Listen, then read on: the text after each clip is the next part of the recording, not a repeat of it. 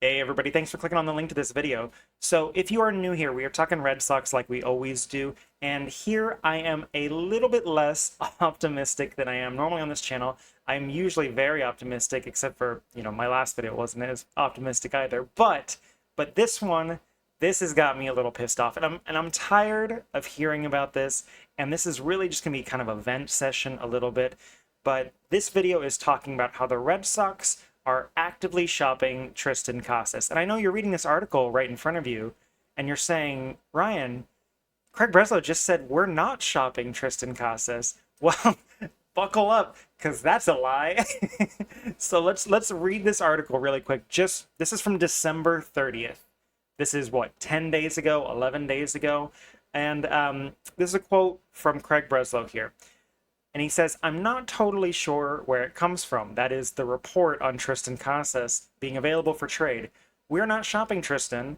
We see him as a guy that can hit in the middle of the lineup for a really long time here in Boston.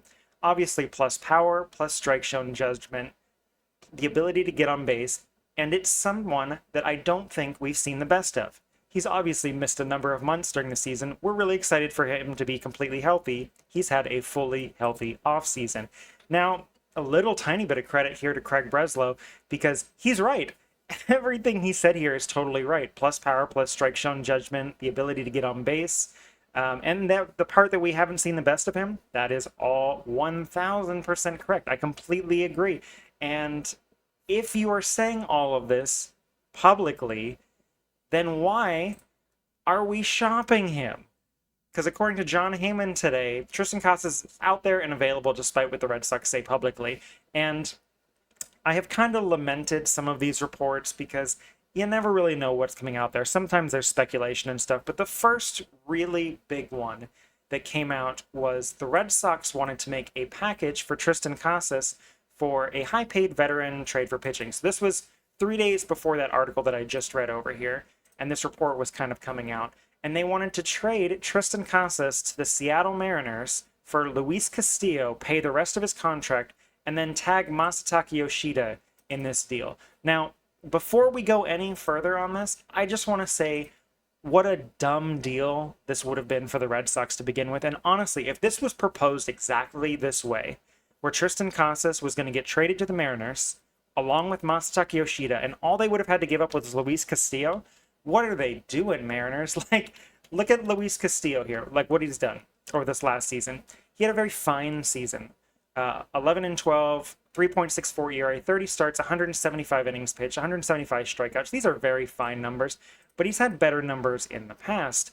And you know what? He came in 5th in the Cy Young the year prior, so in 2023 he did that. 3.4 WAR. These are some better numbers, but at the same time, you look at what he's done on like his baseball savant metrics, and they're starting to see some regression in here. And I think that when you're trying to get pitchers to be as part of your rotation, you don't want to get guys that are regressing. But you know what? That's what the Red Sox were trying to do here, and they were trying to give the Mariners their 2 best bats is what they would have gotten in return for this last offseason. If Triston Casas and Masataka Yoshida were on the 2024 Mariners, they would have been their 2 best bats. And yes, Luis Castillo here, there's some good numbers here. Pitching run value, he definitely overperformed some of the expectations here. Fastball run value, breaking ball value.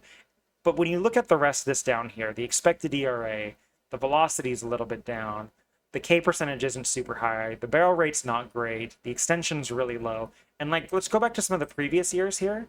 The numbers start to like trend in the opposite direction here, and you start to see like Luis Castillo, you can see just by looking at this, we go from 2022 to 2023, it starts to decrease a little bit, but kind of consistent. And then 2024 start to decrease some more. The results are still kind of stable, but it's starting to go downhill a little bit. And the reason is he's 32 years old, guys. 32 years old. Like, it just happens. If we're talking 2021, he was throwing 97.2 miles an hour. 97.2. In 2024, he's already down 1.5 miles at 32.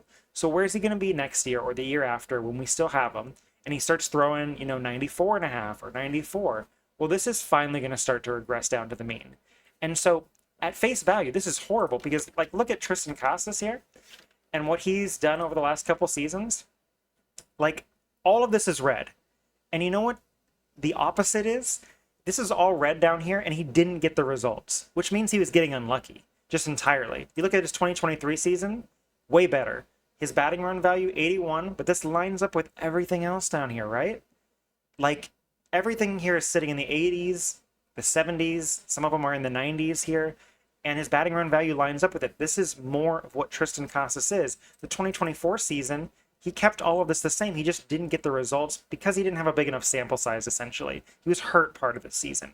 But you look at what he did in 2023, and again, he was still learning and developing. That was his first full season in the big leagues, and the first like month and a half of the season was awful for him. But look what he did the last 83 games this season in 2023. This was the last time that we saw a fully healthy Triston Casas. And he batted .307 with a .404 on base percentage, a .974 OPS, 18 home runs, 49 RBIs in 83 games. This is crazy numbers. This is not a small sample size. This is more than half a season we're talking here. And so if you're looking at this for 74, 83 games, times this by 2 essentially, and this is kind of his peak. You know, a guy that could bat, you know, I don't want to say 300. 300 is probably not Triston Casas's calling card. He's probably more like a 280 type hitter if he's doing really well. 280, 285, maybe 290, something like that. But that on-base percentage is legit.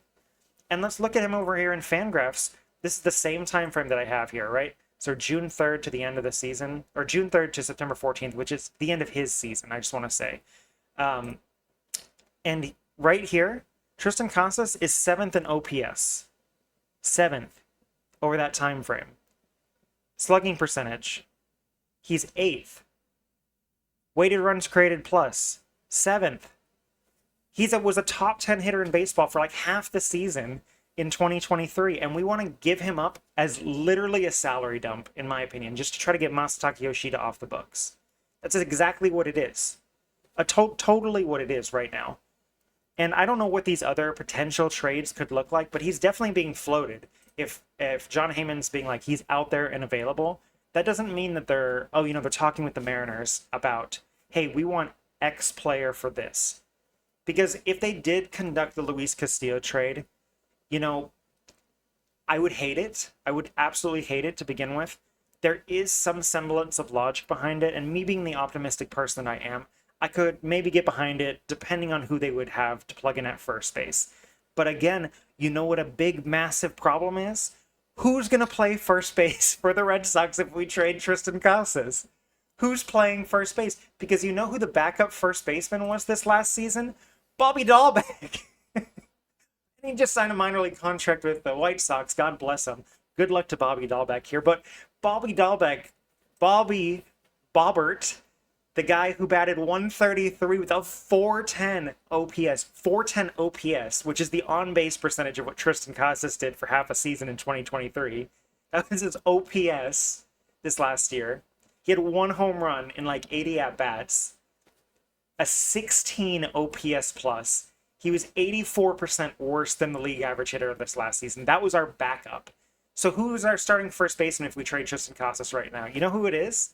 Romy Gonzalez, who barely plays first base. The guy can fill in if you need him to. There is fine, whatever. If you give Romy Gonzalez, 100 innings at first base a year, you're gonna be fine. It doesn't matter. But he's our first baseman. And so what's the pivot there if you trade Triston Casas and you get rid of him? Unless you're getting a first baseman back, which that would be a very unusual trade here. Like, what is it? Is it Pete Alonso here? Because apparently the Mets are interested in Triston Casas to replace Pete Alonso. And you know what? Maybe that makes sense here. Pete Alonso doesn't have a whole lot of offers on the table. So if you trade Casas and you get like market value or above for him, there's a world where some of this could work out. And I think Red Sox fans would not be happy with losing Casas, but at least there's some logic, a little bit to it. It's terrible logic, in my opinion, when you have a guy you're paying nothing to begin with to bat in the middle of your lineup and you want to trade him. Like, yeah, you would balance it out if you swap him out with Pete Alonso, but you're paying Pete Alonso, what, $25 million a year?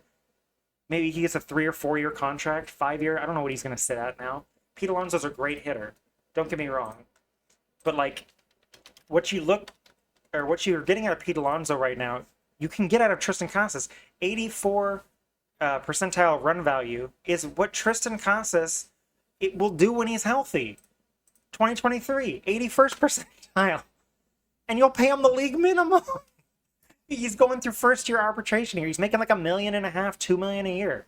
That's what Triston Casas is going to make. Yes, he bats lefty, but he hits against lefties okay. Not terrible. Not great. Pete Alonso would be better. But at the same time, if you're just doing this to like try to lime or balance the lineup, like again, Pete Alonso, he's 30, and you're going to pay him $25 million a year to do this when you have other needs that you could just do this, and you could just keep the guy who's making the league minimum. I'm floored by the logic with this. And again, if they attach him to Masataka Yoshida and they use Triston Casas as a salary dump, it is no better than what you did with like Mookie Betts. Now, I know that's a very controversial statement to make, but it's the same thing that they did, right? They traded Mookie because they couldn't sign him and they wanted to salary dump David Price on, and they attached him at the end too. But like you're doing the same basic type trade, and you're doing it with another one of your young upcoming stars. Like Betts was obviously an established star, and this is a bad comparison, probably overall. Like if you guys, some of you guys are probably in there like, what is he even talking about? You're comparing Triston Casas to Mookie Betts. I'm not doing that. I am, but that's not what I mean. I mean, there's the parallels when it comes to like the type of hitter that Casas can be, the type of player, the level of stardom that he could do. And Casas is a guy where like, if he does that over a full season and he gives you a 30 home runs and he pushes a 400 on base percentage and he has a 900 OPS and he does that for the next like 2 or 3 seasons before he goes to free agency and you just let him go, that's still probably as good or better than what you're going to get over Pete Alonso, and you're not paying him $25 million a year. I don't get it. Somebody please explain this to me in the comments, because this is just frustrating the hell out of me. And the thing that makes me even more mad, I just pulled this article right here. Casas said, this is a year ago, not even a year ago. Casas, I want to be here forever. And you know what they were doing? They locked up some extensions. They got Cedar Rafaela. They got Brian Bale. Those were good extensions. Not needle movers in the long term, but they're going to save a little bit of money on those guys. And it's nice to have some players that you can call your own that you're like, these guys are going to be with Boston forever. That's nice. But they're not needle movers. These are people who are going to bat in the bottom half of the lineup, people who are going to be to the mid to back end of the rotation. Triston Casas is a guy that could bat third for you forever. Like he could do this for the next, I don't know, 6 or 7 years at least. The guy's 25. He's 25 years old, guys. And apparently, going back through this, they talked to him about some extensions. And when you read between the lines here, it basically was like, they lowballed him, probably, a little bit. And this was before the 2024 season started. So this was when this was happening, right? And you know Casas' camp was pulling up these numbers and being like, hey, he gave you 83 games. A bat in 307 with a 974 OPS, and you want to offer us a $60 million contract? You're giving me what Cedar Rafaela got. You offered me $75 million. Like, no, we want a fair value. They were probably like, we need at least $100 million. We need $125 million. Give us that over 8 years, and maybe we can get a deal done. I bet you anything that's similar to what it was, because he was still going through, you know, he still had 4 more seasons of control after this. So it's not like he's going to get a $200 million contract attached to this, because you still have control over that time frame. But what you are getting is you're getting the value added on top of the end. So if you say he could have signed an 8-year, $125 million contract after what he did in the 2023 season, yeah, that seems right. 100 million, 125 million, something in that range. Maybe these numbers are even a little bit too high. But I bet you anything he was lowballed. And he came out and he said a lot of really good statements. And he's like, I'm super excited for Brian Bayo for signing these extensions. We're just talking right now about our extension, nothing set in stone, no values yet. Hopefully something comes out of the woodwork soon. I'd love to see where they're at, but right now there's no developments. There have been talks in the past, but nothing really accelerated up until now. So, but I know there was more. There was more that went in behind the scenes. This is on February 14th, or on March. This was updated on March 10th. But I think that the original article, yeah, February 18th. A lot of these were coming out. And then he ended up turning down an actual extension offer. Now, there wasn't an actual report as to what that extension could look like, but again, I'm telling you, they probably were like 75 million is where we want to be at. And that's probably just not where he should have been at the time. And so you have a guy like Casas, and he's a star in the making. Like, if you guys hear this guy talk publicly, like, he is just somebody who is so addictive when you get him on video. He is somebody who wants to be a leader in the clubhouse. He's at this Trevor Story camp right now because he wants to learn from Trevor Story to be able to just be a better leader day to day. He did all of that media relations stuff when he was injured. He was a correspondent during the All-Star game when he was rehabbing, and he did a great job. He had a lot of fun. And this is, again, like, he's just somebody who's going to sell you tickets. He's somebody your kids want to go see. He's somebody that people want to get excited to root for. And I'll tell you a personal experience that I had from Triston Casas myself. So this is from opening day on this last season, 2024. I went to their opening day game in Seattle, and I might link this video up in the corner here, right here. I'll try to put it. Man, I'm bad at pointing. I'll try to put this video right here so you can watch it while I'm talking. But Triston Casas came up and he just talks to people. He is so chill. He is like the nicest guy in the world when you actually talk with him. And every single person who came up and they had a Triston Casas shirt, they had a Triston Casas jersey, they had a ball or a sign that said Triston Casas, come and talk to me. He came and talked to all of them. Every single one of them. And he would have a conversation with them. You can see in this video right now that's playing, I hope, that he's literally just chatting with them. It's not like he knows these guys, but he's talking to them like they're people, not like, oh, how you doing? Oh, nice to see you. Like, no, he's like asking them about their day. What are you doing here? What's up? Hey, good to see you. Happy you're here. And these are people you want to root for. And he produces on the field. And he's going to cost you nothing. And you're trying to deal him. And you're burning bridges here too. Because what happens if you don't trade him? When all the talk has been happening is we're going to trade Triston Casas. Like, it's going to happen. Whether you're saying it publicly or not, Breslow, we're not shopping Triston Casas. You are. Everybody knows you are. The Mets know you are. The Mariners know you are because you're telling them. John Heyman knows you are. Every reporter out there knows you are. And they know the phrasing that you said here was a lie. Or at least deceptive. At the very least deceptive, if not a blatant lie. And it frustrates the hell out of me because there's nothing else really happening when it comes to our young players. Like I referenced a little bit earlier, the guys that you extended are good extensions, but they're not needle movers. And if you're not going to take care of Casas here, you better take care of Crochet. You better take care of Anthony. You better take care of Campbell. You got to take care of some of these guys. And you got to do it early on. Like, if you're not going to do it this offseason, it's got to happen in April. It's got to happen in May. You got to get some of these extensions done now. Because if you don't want them to counter the luxury tax this next season, so you have to do the extension when the season starts, that way it starts in 2025. And that's another conversation I can go into more in depth on later. But basically what I'm trying to say here is if they sign the extension before the season starts, that money applies to this next year. So it limits the additional moves that you potentially could add. It does. Especially if they're trying to stay under the tax. But if they sign them the first week of the season, that money in the extension starts next year. So that money doesn't apply to this year's luxury tax. So it's possible they're waiting to get to that point to start talking some of these extensions on some of these guys. But you gotta make it happen. You have to do it. And there's only so much left that the Red Sox faithful have, the Red Sox fans have, to be able to give before we are just done with it. Because we haven't made the playoffs in years, since 2021. We haven't really looked particularly close. I actually have a lot of faith the Red Sox are going to make the playoffs this next season. But are you going to do it the right way? And are you going to do it with the foundation that we've already built up? Like, we've got these guys that are ready. The fan base is so hungry for young talent to come up within the organization and to be able to perform. And Triston Casas was the first player to do that. And you're not taking care of him.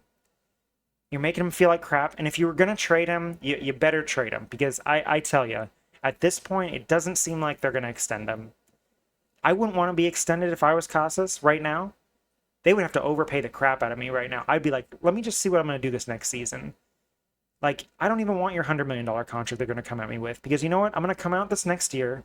You tried to trade me, and I'm going to go hit 30 home runs. I'm going to give you 4.5 WAR, and I'm going to be worth $200 million. I'm going to shove that down your throat. Because I'm going to prove to you that I'm worth it. And that's what I would do if I was Casas right now. I'd be upset. I'd be frustrated. And he's not showing it. He's still doing all of the social media stuff with the Red Sox. He's being the face of the franchise. Because you know what? He kind of is the face of the franchise right now. Kind of. He's been hurt. But who else do you see going out and doing everything for the Red Sox? You see nobody. Devers doesn't do that stuff. Trevor Story probably would, but he's been hurt and like actually hurt. Triston Casas had his ribcage issue, and so like he was limited in being able to swing, but like he was able to do so much media stuff for the Red Sox. He did a ton of stuff this last year for MLB on top of it. And these are the guys you want as faces of your franchise. Is he going to be the best player on the Red Sox for the next 10 years? I doubt it. If he stays with the Red Sox that long, he won't be. But will he be a top 5 player? Is he a guy that's could get clutch hits in the playoffs? Is he a guy that's going to hit 30 home runs regularly for you? I think so. I totally think in the next 10 years of Triston Casas' life, whether it's for the Red Sox or somebody else, I will bet you money that 4 of those seasons he's at least hitting 30 home runs, at least. And I think he could hit 40 or 30 home runs. I'm sorry. 30 home runs. He's going to hit 30 home runs. And I bet you he could hit 40 home runs. Sprinkle it in. But anyway, guys, that's kind of what I'm talking about here. We've got no depth with Casas. Bobby Dahlbeck's our backup. We're trying to trade him, apparently. Is Pete Alonso going to be the replacement? Who knows? I don't know here. I don't know what we're doing. I've been so optimistic this offseason. I still feel really good about the team. This has been very negative, Nancy. And for those of you guys that love negative content, congratulations. This is a rare one for me. But I hope I don't have to talk about this anymore. And if they do trade him, if and when they do trade him, I'm going to probably lose it unless it was a trade that makes sense. If they trade Casas and we get a good pitching prospect back, like say they trade him to the Pirates for Jared Jones or something like that, okay, I can get behind that. I can get behind it. I don't like it, but I can get behind it. I understand, like, okay, we got some good assets here. If we trade him with Masataka and we get an aging pitcher in return, well, cool. We salary dumped him, man. And we didn't even get back what we could have potentially for his value. His value is so low right now, guys. I'm telling you, he could be a top 10 hitter in the league. In the American League, I bet you he could be a top 10 hitter this next season because he was a top 10 hitter in baseball for half the year in 2023. So, anyway, that's going to be the video. Leave your comments in the comment section below. This was obviously a heated debate here with myself. And so I want to hear what you guys have to say on top of this. Are you feeling the same way that I am feeling about this? Is this annoying? Do you guys like Casas? Do you think that I'm wrong when I'm talking some of these numbers about like what he potentially could do? Is there like some regression that you see with him? Would you rather have Pete Alonso as the starting first baseman to balance out the lineup? He could be the righty bat to replace Casas in the lineup. He really could. He could bat third for us 100% right next to Devers. So maybe there is some logic that makes sense to it. I don't see how it makes sense. When you weigh the pros and cons, I just don't get it. I just don't. I just want to keep him. That's all it is. So hopefully you guys like this video. Like and subscribe. Do the things if you do. Comment below. And if you did, we'll see you next time. Bye.